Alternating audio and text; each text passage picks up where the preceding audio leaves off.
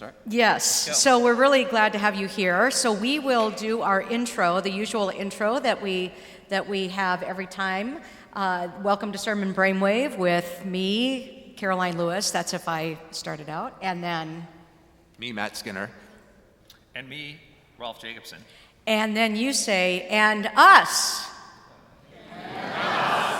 Right? Is that all? That's what they usually say. That's what you say. They're used yeah. to it. Yeah. And you can laugh, and you can clap, and you can do whatever you want. You can jump up, and so we're just really excited to have you here. It's a totally different experience to be able to have you all in the audience. And we do usually start too with a little bit. We don't script these.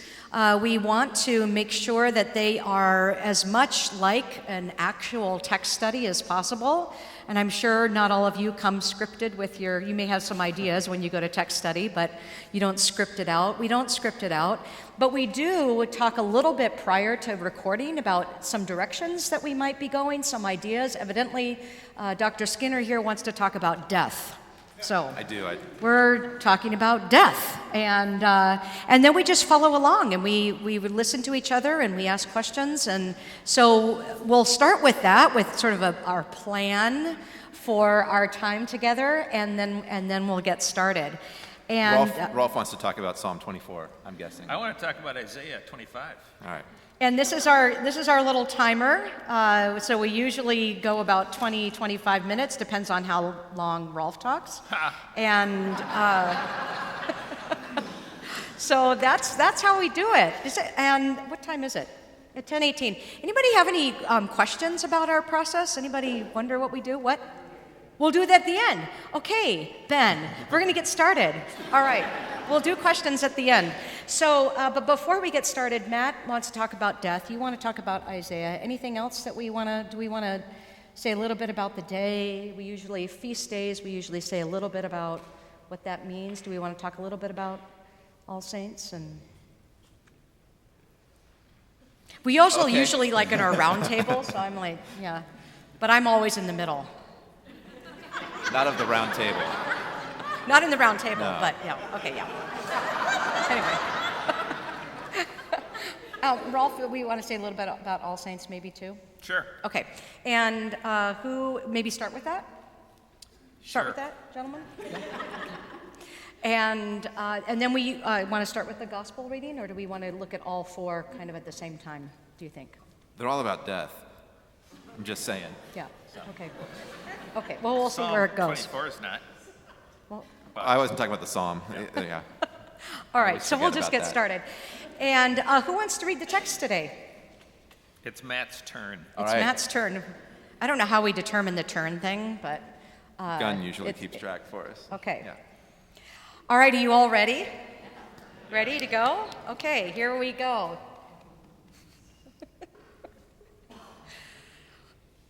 Welcome to Sermon Brainwave with me, Karoline Lewis. And me, Matt Skinner. And me, Rolf Jacobson. Yes, that's right, Sermon Brainwave listeners. We are live at the Celebration of Biblical Preaching 2015, The Courage to Preach. And we're doing a live podcast on All Saints Sunday. What are those texts, Matt? Well, the text for All Saints Day, November 1st, it's actually All Saints Day, right? This year on a Sunday, are Isaiah 25, 6 through 9, Psalm 24, Revelation 21, 1 through 6a, and then John 11, 32 through 44. So All Saints Sunday is also a Sunday, a festival Sunday, but a feast day where there are going to be a lot of other things going on in the worship service, right, besides the sermon. But it's important to imagine then the tone of this sermon and what this sermon is going to imply and what it's going to speak into, given that reality. There may be reading of names, right, tolling of bells, lighting candles, lots of different kinds of ways that we mark that the passing of loved ones in our community as well as in our lives. And so that's something I think important for the preacher to think about homiletically is what is this sermon going to sound like given that context? It's kind of a funeral service for the whole year, right? I mean, if you Yeah. missed any funerals during the year, you can just show up at All Saints. And it's like having been there. So that was supposed to be funny, but thank you, audience. We can add that laugh track in. This is out of order in the podcast, but we should mention that for people who are doing the so-and-so Sunday after Pentecost, there's a separate podcast. If you're not doing All Saints. If you're not doing All Saints. If you're anti-All Saints. But the point is then it's a proclamation of the resurrection. Yeah, that's, I think, If it's like a funeral service, then the job of it is to reflect on the deaths of those who have gone this previous year, but also to make sure you're reflecting on the resurrection, which these texts allow you to do in many ways. Yeah, and we don't talk about this as much as we used to, but because Sermon Brainwave is about biblical preaching, rather than liturgical preaching or something else, we emphasize to preach the text in light of the day, not the day itself. So, Correct. yeah. So the way in which each of these texts, so one strategy, one way of imagining, thinking about how to preach this day is to look at each of those texts and their specificity and say, how does this text speak into this reality of death and resurrection? What is the particularity of this text that calls forth a way of thinking about this, a way of preaching this, and allow that individual text to speak, and speak very directly and very specifically, because that's part of the poignancy of this day. Is this, while we are speaking about resurrection, we also know that each and every person sitting in the pew has a very specific person in mind when they're thinking about death. So we want to acknowledge that and think about how that does shape our proclamation of a particular text. Should we start with John then? Always. So we've got this, which is kind of just a half story. It's not the entire story of Lazarus' death, but it kind of picks up as Jesus arrives on the scene, and is, of course, I think, chosen because of the reality of the grief here. Jesus is deeply moved. But a strong sense of his power over death, right? This line that, didn't I tell you if you believed you would see the glory of God? That Jesus enters the scene with both this deep grief and brokenness, but also a confidence that's just striking to me, how those can kind of go hand in hand. That doesn't mitigate the tears on the one hand, and the tears don't, take away his own confidence in the way in which God will be glorified and what happens to Lazarus. And this is a text in John where there's an alteration of the pattern that we get in John. There's a chapter 5 and chapter 6. There's the sign in chapter 9. There's a sign that Jesus performs. Then there's some dialogue around the sign, and then Jesus has a discourse, sort of an interpretation of the signs, because signs need interpretation. And that's changed in this passage. And I think it's worth going back and looking at the entire passage and saying, what happened here? And what's happened is that this sign could be misinterpreted. What does this sign really mean? What does it really point to? What does it say about the promise of the resurrection? But it also really does emphasize the reality of death. I'm trying to get to your death thing here. Death. It is about death. Well, one of the questions is, why does he mourn? Why is Jesus crying in this story? And there's probably no simple answer. Or why do we cry at funerals? Or why does death evoke such pain in us? And sometimes it's as simple as missing someone and just a severed relationship that will never be, what it was. Sometimes it's a sense of lost potential or unfairness. I wonder how much those are swirling around here. I tend to think that it's more cosmic in the sense of how the New Testament understands death. I think we'll get to that more when we get to Revelation and Isaiah, but it's more than just he feels bad for Lazarus, or more than just, I think that this is inconvenient for Jesus, or a lost relationship. I think there's something bigger here about brokenness that's taking place. But a sermon could do that, could just kind of press the question of, why do we mourn? What is it about death and its finality that strikes us so deeply? Is it our own fear of death and our own, wondering about what that's going to be like? So explore those levels of grief.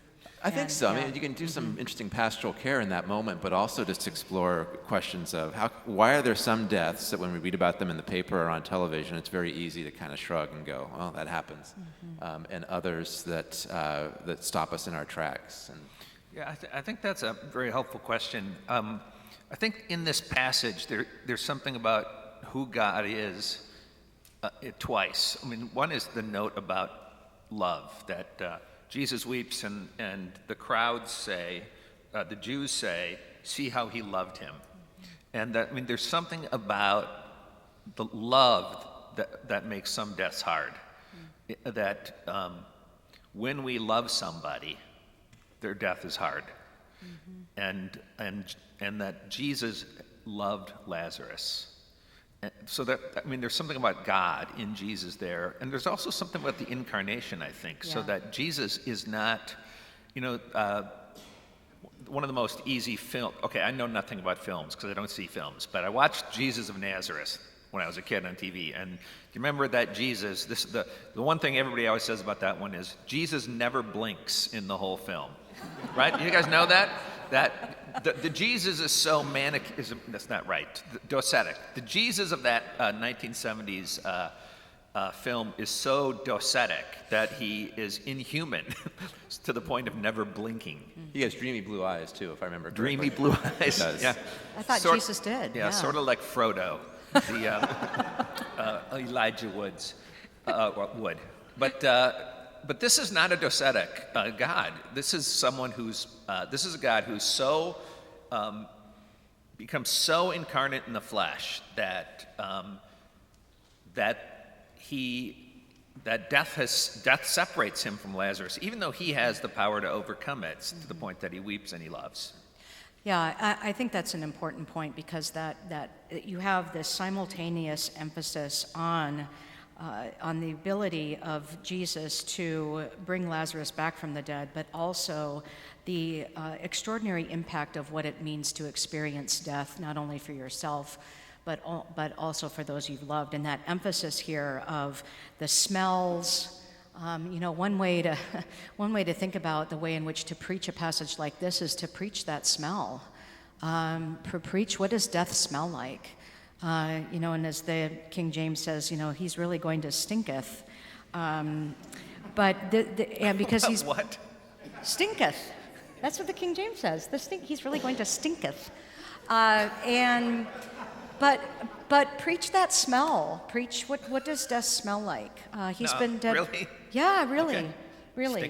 Stinketh. Yeah, really. Look it up. I will. I'm All By right. now right he now. stinketh, I think. What? By now he stinketh, I think. By now he Isn't that how it stinketh, is? right? Yeah. Okay. And anyway, and he's been dead for 4 days, and so this is a moment in this gospel of grace upon grace. It's a moment where 1:16 comes to be embodied. What does abundant grace sound like? It sounds like your name being called when you are deader than dead and you will walk out of that tomb.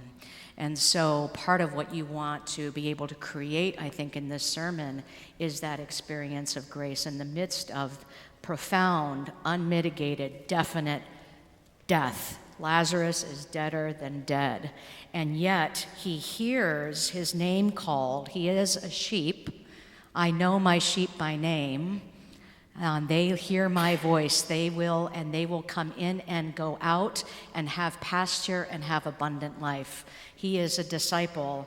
And also, just to also recall what happens when you listen to Jesus and do what Jesus says.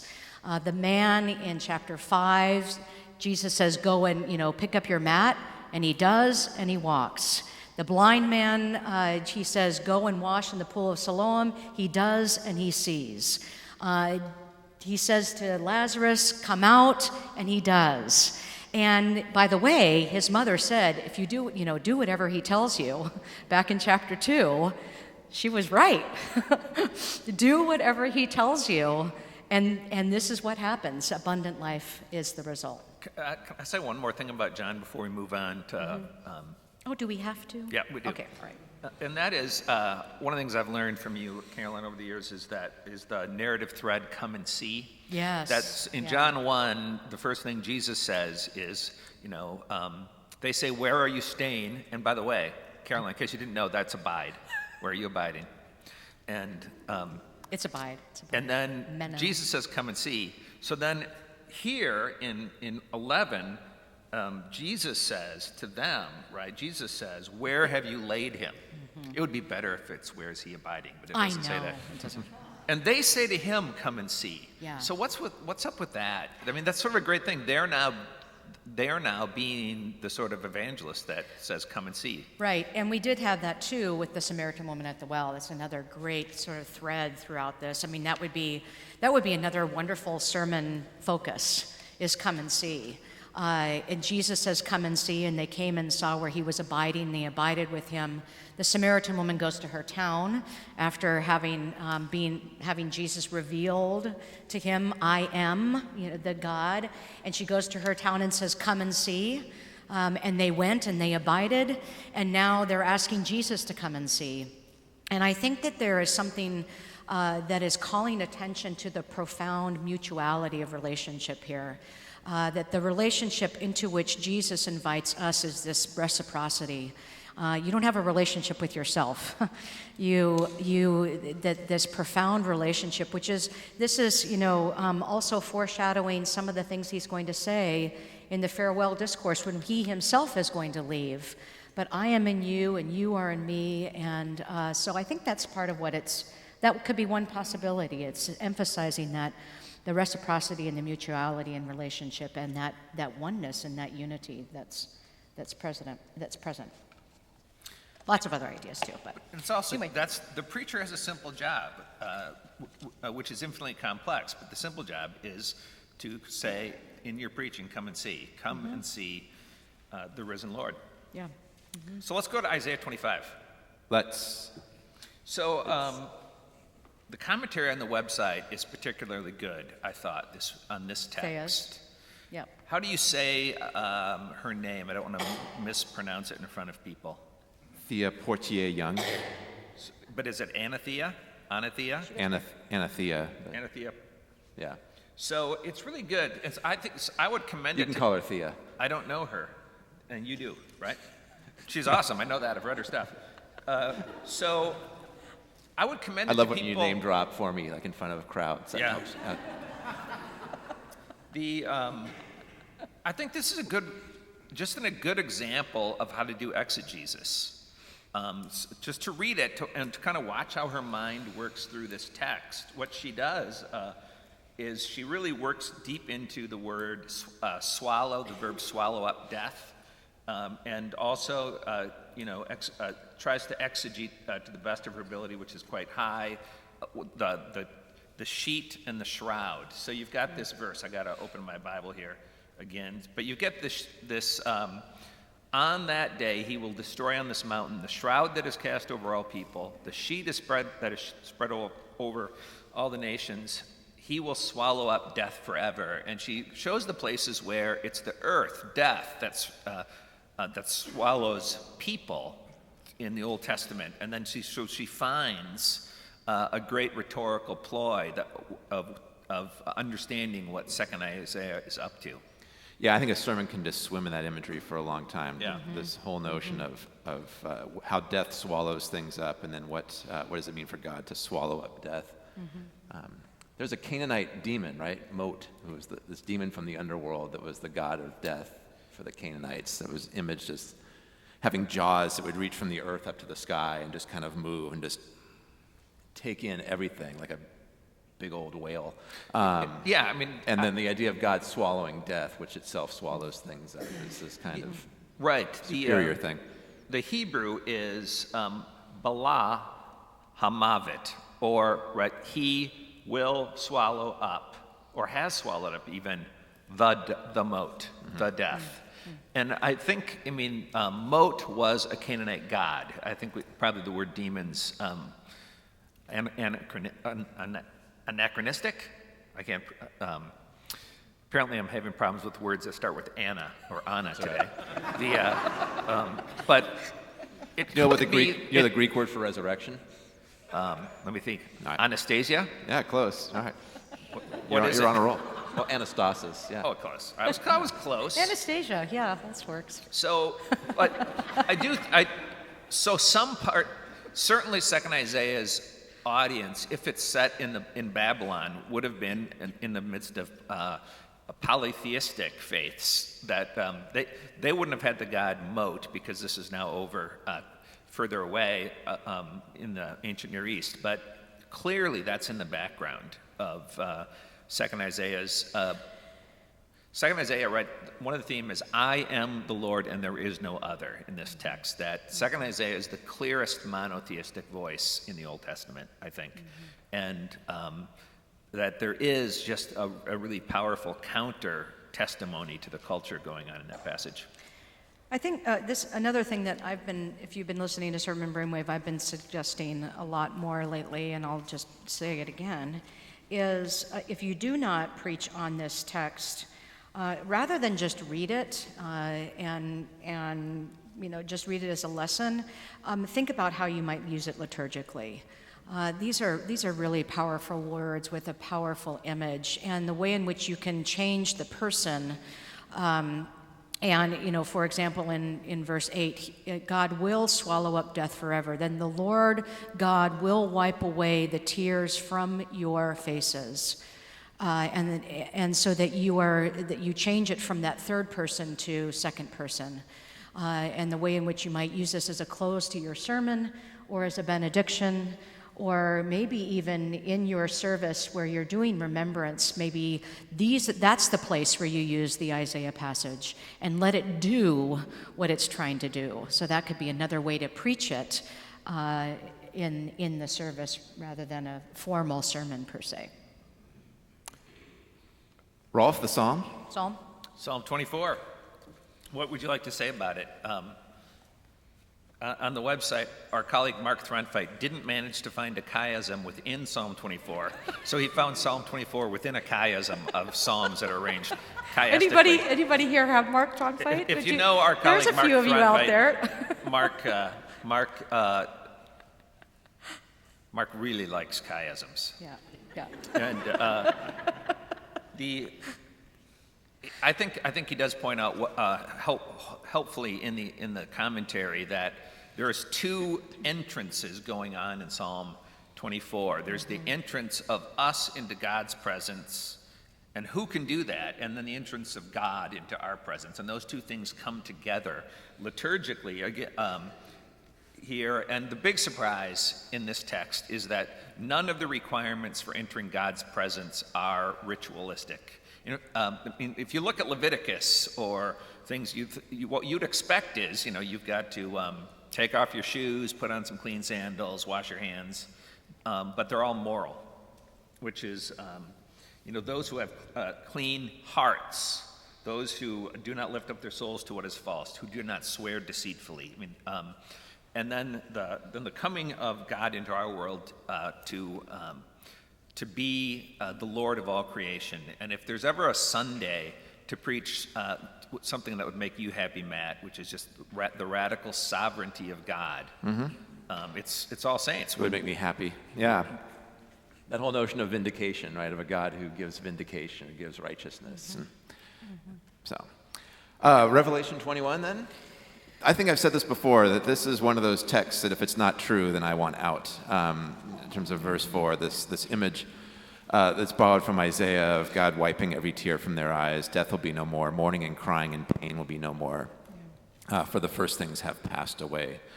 There's that language of that promise coming forward, but it's also language of victory again. It's this idea of death having been defeated, of being wiped out, which is the New Testament view. I mean, this is from Jewish apocalyptic writings, this is the understanding of death, of not the natural course of events, or not the end of life, but as a kind of alien force or a power that's out there that does destruction.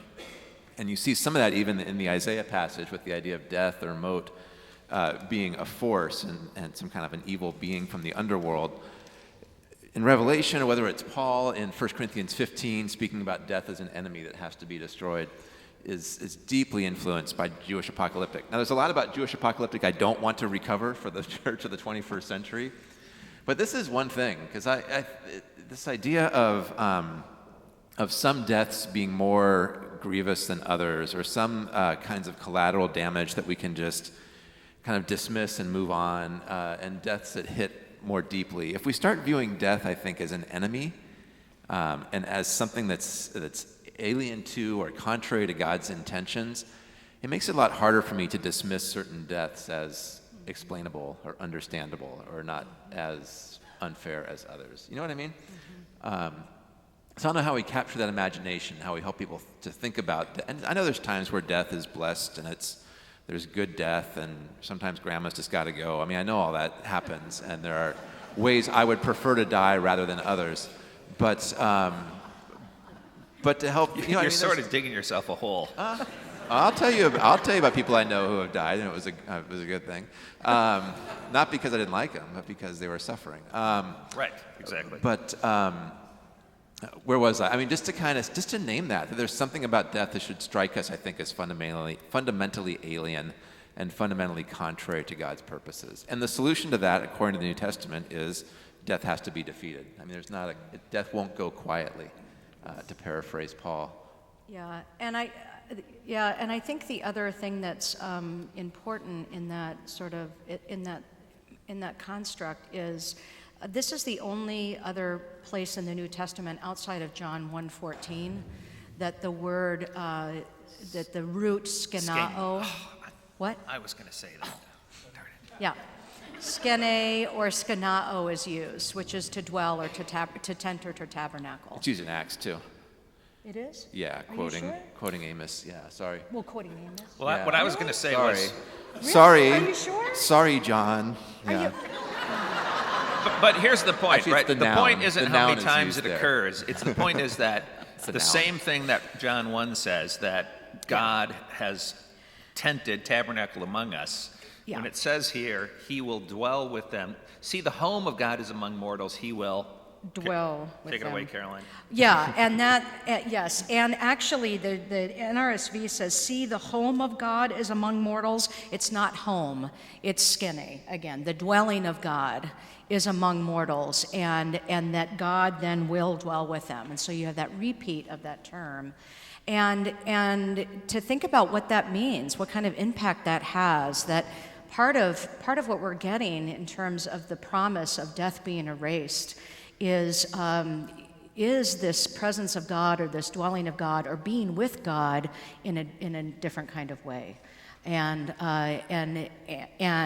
the way in which you can imagine that promise of the Word becoming flesh, and that all of what that abundance looks like, I think comes to mind here. So there's an important connection between those passages and the way in which you can think about what does God's dwelling mean, and how does that speak into the promise of the resurrection? What does that actually look like? Because I think the resurrection can be kind of a, what do you do with it? I mean, what does it look like? Is it, what does it mean? I mean, you were going to have eternal life, but the way in which we can sort of help people imagine some specificity to it, and then that indwelling of God, or being in the presence of God, is key. Wait, is that the end? Oh, I was the closer. Yay! Yeah, you. When Rolf Yeah, folded you- up his laptop, I figured that was the sign.